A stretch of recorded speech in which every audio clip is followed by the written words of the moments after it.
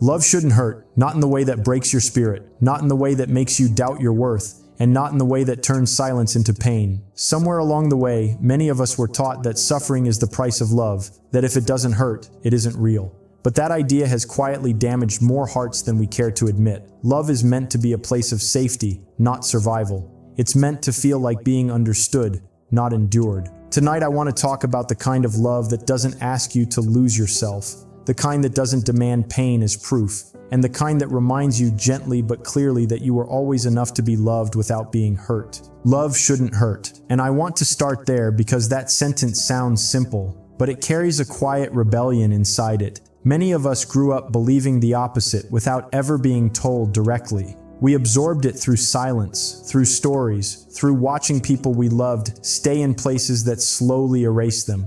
We learned that love means tolerating pain, excusing disrespect, shrinking ourselves to keep something alive.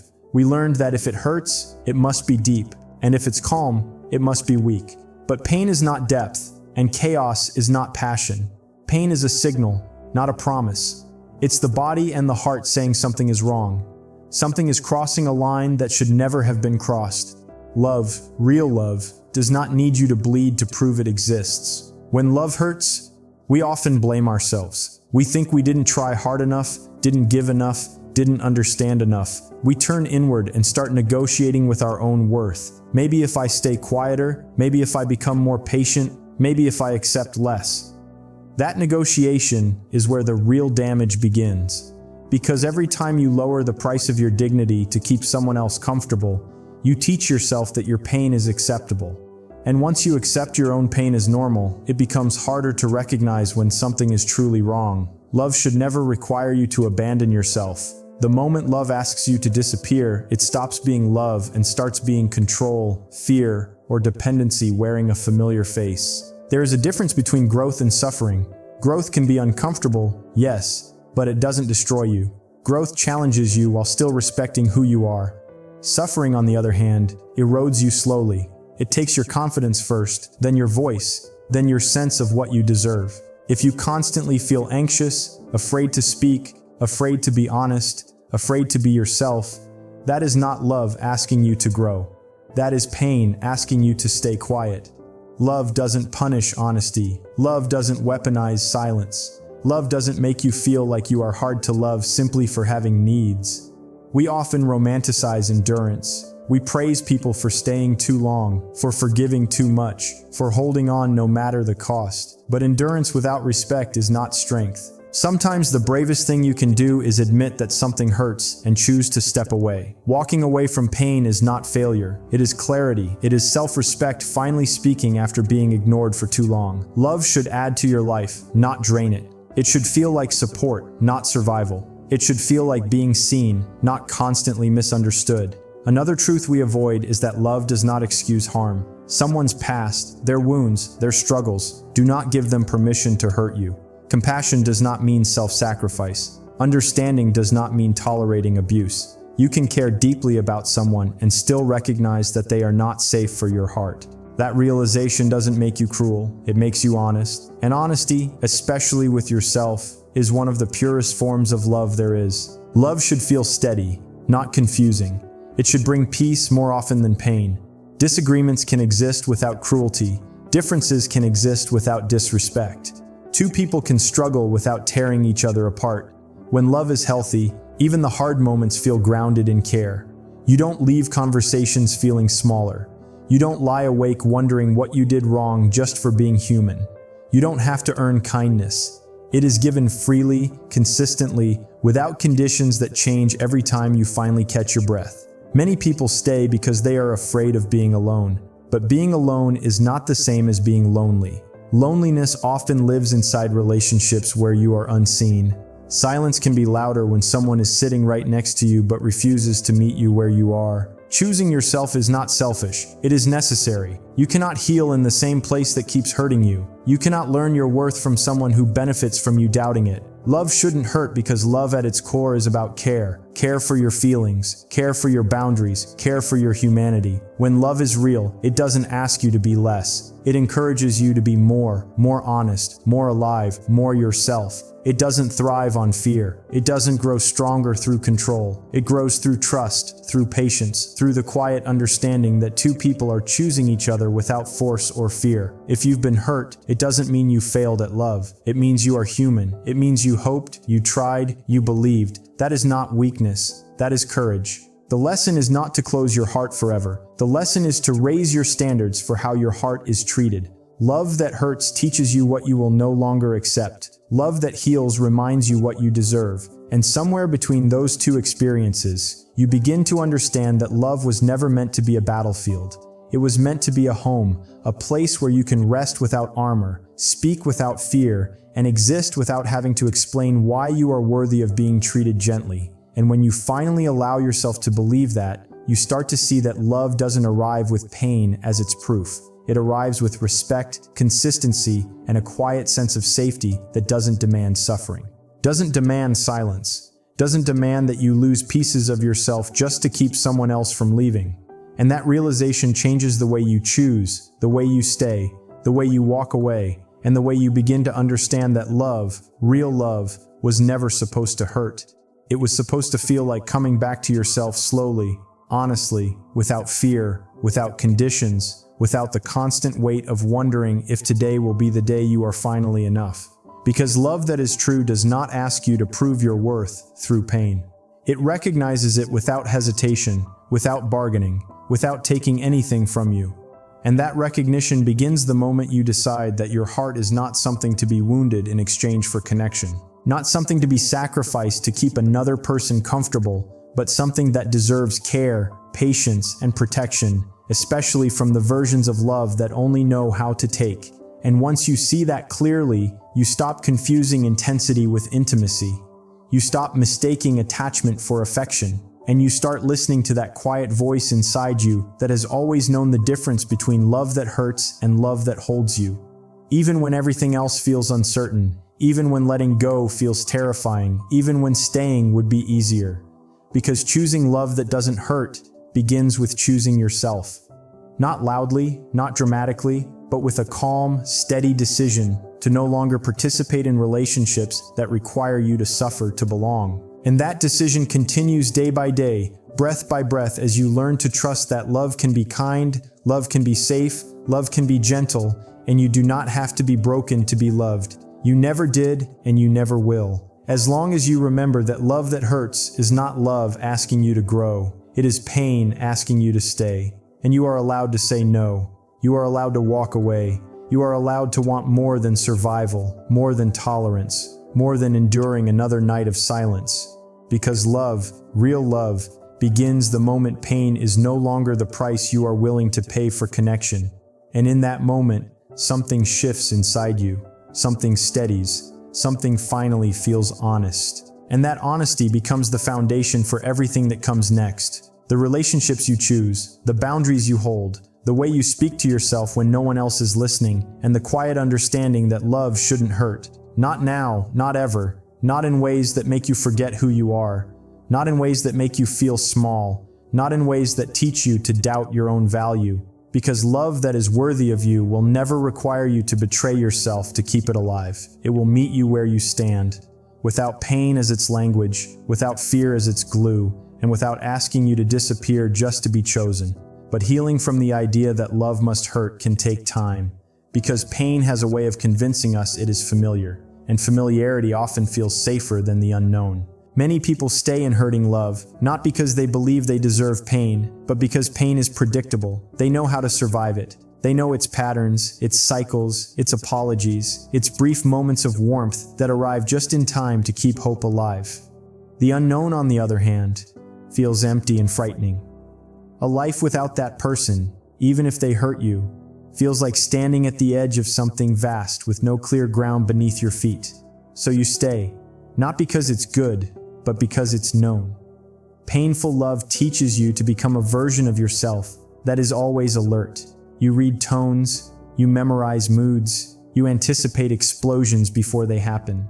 You learn when to speak and when to stay silent. Over time, that constant vigilance starts to feel like love because it takes effort, because it takes sacrifice, because it costs you something. But love is not meant to feel like walking through a room full of sharp edges in the dark. Love does not require hyper-awareness to avoid being hurt.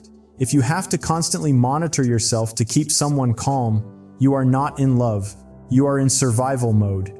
And survival mode slowly convinces you that peace is unrealistic. One of the quietest lies pain tells is that it is temporary if you just hold on long enough. That someday, if you are patient enough, loving enough, understanding enough, the hurt will stop. But patterns don't change because of endurance. They change because of awareness and accountability. If someone hurts you repeatedly and nothing shifts except your tolerance, then the relationship is not evolving. It is consuming. Love that grows becomes kinder over time, not sharper. It learns, it softens, it adjusts. Pain that repeats itself is not a phase. It is a structure. There is also the belief that love must be dramatic to be meaningful. Intensity gets mistaken for intimacy. The highs feel euphoric because the lows are devastating. That contrast creates addiction, not connection. Calm can feel boring to someone who has been conditioned by chaos. But boredom is not the enemy. Peace is not emptiness. Peace is space. Space to breathe. Space to think. Space to be yourself without fear of punishment. When love is healthy, it doesn't spike your nervous system. It doesn't keep you guessing. It doesn't make you feel like stability is something you have to earn through suffering. Painful love also blurs your boundaries until you forget they existed.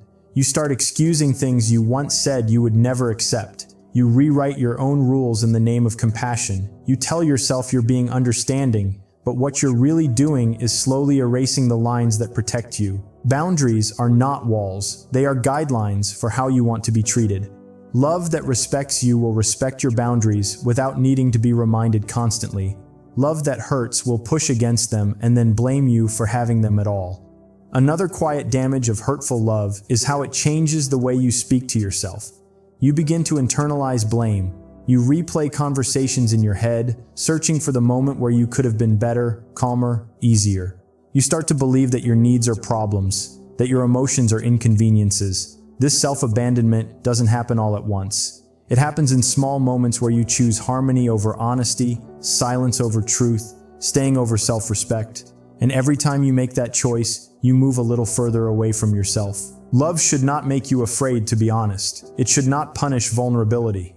If you cannot express pain without being dismissed, mocked, or turned into the villain, then your pain is not being held with care. Communication in love is not about winning. It is about understanding. Disagreements are not threats. They are opportunities to know each other more deeply. Love that hurts treats conflict like an attack. Love that heals treats conflict like a conversation. There is a difference between loving someone through difficulty and losing yourself to their dysfunction. Everyone has flaws. Everyone has wounds. But your role is not to become someone's emotional shield while they learn how to stop hurting you. Healing is a personal responsibility. Support does not mean sacrifice. You are allowed to step back from someone who refuses to take responsibility for the pain they cause, even if you understand where that pain comes from. Sometimes the hardest truth is that love alone is not enough. Care without respect becomes exhausting. Affection without safety becomes confusing. Attachment without accountability becomes damaging. Love should be supported by kindness, consistency, and effort. Without those things, love becomes a word used to justify behavior that should never be justified. You don't owe anyone access to your heart just because you once gave it willingly. Leaving hurtful love does not mean you stopped loving. It means you started loving yourself too. Grief will come because you are not just letting go of a person. You are letting go of a future you imagined, a version of them you hoped would exist, a version of yourself you thought you could be if you just endured long enough. That grief is real. It deserves compassion. But grief is not proof that you made the wrong choice. It is proof that you cared. Over time, distance brings clarity. You start to notice how much lighter your body feels when you are not constantly bracing for impact. You realize how much energy you spent managing someone else's emotions. You begin to hear your own thoughts again. That quiet can feel strange at first, even uncomfortable, because pain was loud and familiar. But in that quiet, something begins to return. Your sense of self, your confidence, your ability to trust your own feelings. Love shouldn't hurt. And when you truly accept that, you stop romanticizing your own suffering. You stop calling pain loyalty. You stop calling endurance devotion. You stop calling anxiety passion. You start looking for love that feels steady, love that feels honest, love that feels safe enough to rest in. And that shift doesn't happen because someone else changes. It happens because you do, because you decide that your heart is not something to be trained to tolerate pain, but something to be protected, understood, and treated with care. And as that understanding settles in, you begin to notice how your standards change, how your patience becomes more intentional, how your compassion becomes balanced with self-respect, how your idea of love slowly transforms from something you survive into something you are allowed to feel calm inside. Something that doesn't require you to be on edge, something that doesn't make you question your worth, something that doesn't leave scars you have to explain later. Something that feels quiet in the best possible way. Because love that doesn't hurt does not announce itself through intensity. It reveals itself through consistency, through presence, through the absence of fear. And learning to recognize that kind of love is not about learning something new. It is about unlearning everything pain taught you about what love was supposed to be. Love shouldn't hurt. And yet so many of us have carried the silent weight of believing it should. We confuse intensity with intimacy, sacrifice with loyalty, and chaos with passion. We tell ourselves that if it doesn't hurt, it isn't real, that calm is boring, that peace is empty, but love, true love, does not demand suffering.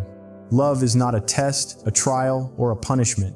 It is a space where two people can exist together fully, honestly, without fear of erasure or abandonment. When love hurts, it is not proof of depth. It is proof of imbalance, of boundaries being ignored, of needs being unmet. Understanding this begins the journey to recognizing the difference between love that holds and love that harms. When you are in a relationship where love hurts, you begin to live in a constant state of alert. You watch words, measure gestures, anticipate moods. Your heart becomes hyper-aware. Your mind always calculating. Your body always braced. That vigilance is exhausting. Yet it can feel normal because it has become your baseline. You forget what it feels like to simply exist with someone without calculating every step, every word, every glance. You forget that love is supposed to feel safe, not like walking on the edge of a cliff where any misstep could lead to pain. Safety is not weakness, and gentleness is not boring. True intimacy comes from trust, respect, and care, not tension and fear. Painful love teaches distorted lessons. It teaches you that your needs are burdens, your emotions inconvenient, your presence conditional. You start to apologize for existing. You start to rationalize behavior that undermines you, convincing yourself that enduring is proof of devotion. But endurance is not strength when it comes at the cost of your well-being. True strength is knowing when to hold on and when to let go.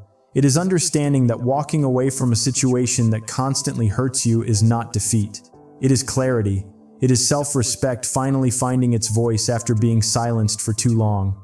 We often romanticize suffering in love, glorifying stories of pain as if heartbreak were a rite of passage. We equate longing with commitment, struggle with depth, and instability with passion. But suffering is not a hallmark of authenticity. It is a sign that the connection lacks the foundational elements that make love sustainable: respect, communication, and safety. When love is healthy, it does not deplete you.